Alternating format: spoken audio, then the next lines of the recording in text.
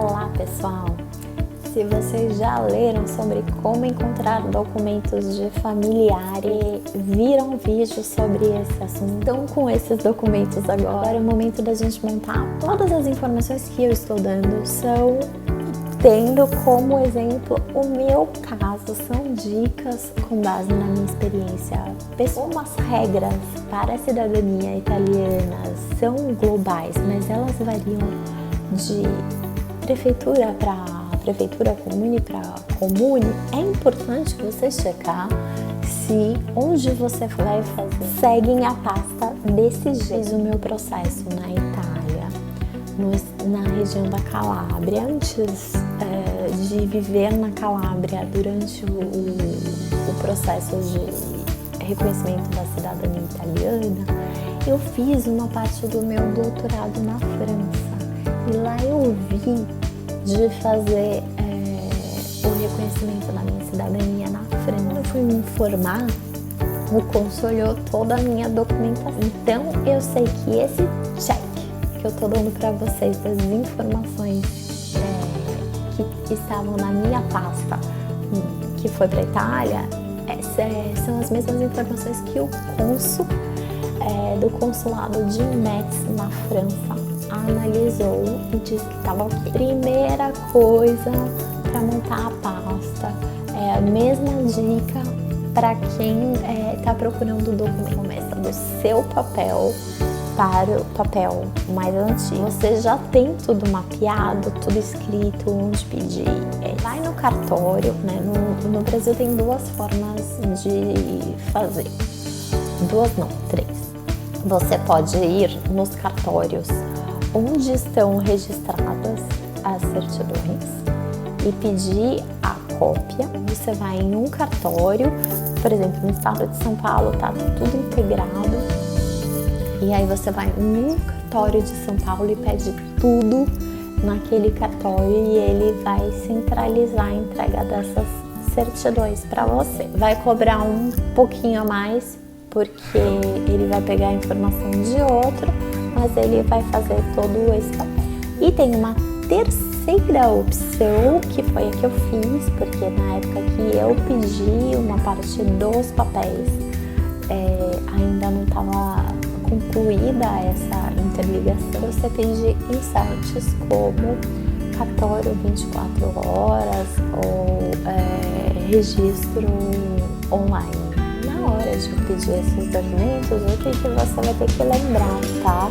É olhar para sua árvore genealógica, de você até o seu descendente que vai te conceder a cidadania, e pedir de todo mundo: nascimento, casamento e, no meu caso, meus pais se separaram, eu precisava anexar a averbação do divórcio dele, mas eu não precisei colocar o segundo casamento da minha mãe, por exemplo. Alguns comunes não exigem a inclusão das certidões de óbito, porque entendem que aquela pessoa teria hoje 100 anos, 80 anos, a chance dela estar falecida é muito grande, então não vai querer a certidão de óbito. Vai querer a certidão de óbito se for uma pessoa mais jovem ou, é só nascimento e casamento. Por isso que você tem que checar se o lugar que você vai entrar com o pedido do reconhecimento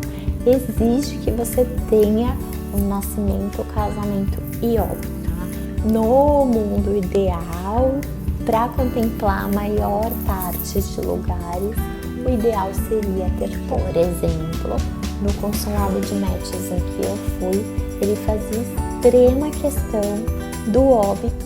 Outra informação importante: você precisa saber se você necessita de uma certidão simples ou se você precisa da certidão literal. A certidão literal é que vai descrever tudo. No dia tal, a hora tal, esteve aqui, fulano de tal, é a descrição exata do que está no livro. Ou é certidão simples, só Daniela nasceu no dia tal, na cidade tal. Pro meu processo da italiana e pro reconhecimento de cidadania espanhola que eu fiz para minha avó, todas foram certidões literais. E é importante, como o Brasil é signatária do Acordo de Haia, que obriga a você apostilar os documentos, fazer a apostila de Haia, um documento ser reconhecido no exterior, ele ter a apostila de Haia. Esses documentos brasileiros precisam estar apostilados. Tem que apostilar a tradução e apostilar os documentos originais. Uma dica que eu deixo aqui, né, principalmente para quem é de alguns estados, como eu, que sou de São Paulo, os cartórios são mais caros que outros estados, você junta todos esses documentos e manda para um cartório que seja mais barato. No meu caso, eu mandei os documentos para um cartório situado em Brasília. Em Brasília a tabela é outra, é mais em conta. E isso fez uma mega diferença na minha documentação. Porque entre os meus documentos para reconhecimento da cidadania italiana, eu tinha uma certidão italiana e 8 brasileiras traduzidas. E com apostilamento na certidão e junto com a tradução. Foi uma puta grana que eu economizei nessa diferença de preço entre cartórios de São Paulo e de Brasília. Agora vamos lá. Você já está com todas as certidões brasileiras, da sua até o estrangeiro, nascimento, casamento e quando for óbito de todo mundo, beleza. Agora você precisa adicionar o documento de nascimento dele lá no exterior. Você precisa adicionar uma certidão de negativa de naturalização. Para saber especificamente como fazer a CMN, tem um texto no blog que eu explico como eu fiz a minha certidão negativa de naturalização. É sempre aqui com base na experiência que eu tive. Cada caso é um caso, mas pela minha experiência pode ajudar vocês a desvendarem o caminho. Tô com todas as certidões. Tô com a CNN e estou com o documento estrangeiro. Gente, tá na hora de traduzir os documentos. Procurar um tradutor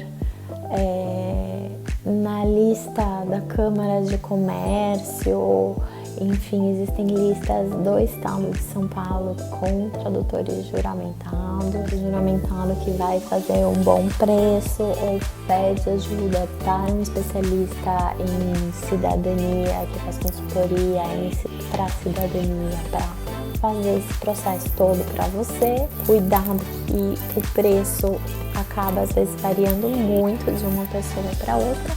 Pega todos os documentos, traduz e apostila junto com a original. Quando traduz e depois apostila as duas juntas, né, a tradução junto com o original, vai um carimbinho e esse carimbo atesta que é o mesmo documento, que os dois, uma é a tradução do outro e eles estão juntos, carimbadas as duas pontinhas. Isso para alguns lugares faz diferença, porque alguns fiscais exigem que estejam nessa forma para ele ter certeza que um é a tradução do outro. Não é todos os lugares. Às vezes tem lugar que nem exige apostilamento da tradução, pode ser qualquer tradução.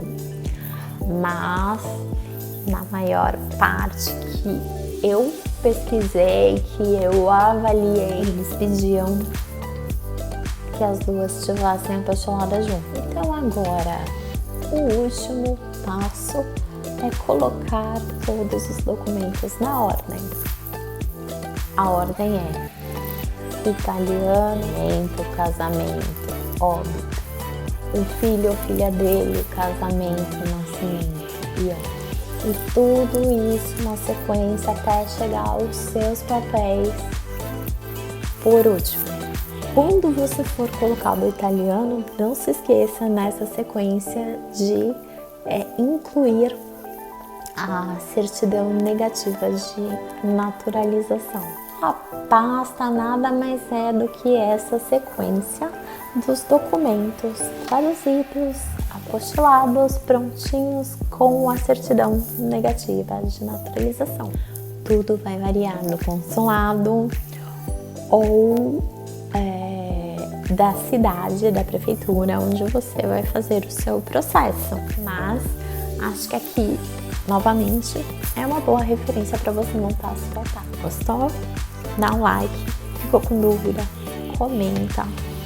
No blog tem mais conteúdo sobre isso e qualquer conteúdo que você se interessar sobre processo de reconhecimento de cidadania italiana e vida no exterior, me pergunta, porque eu passei por isso, já tem 3 anos que eu tô fora do Brasil, já passei por desafios em vários países, não foi a primeira vez que eu saí do Brasil, eu já passei por desafios em vários países, várias situações, então a ideia aqui é ajudá-los. Contem comigo.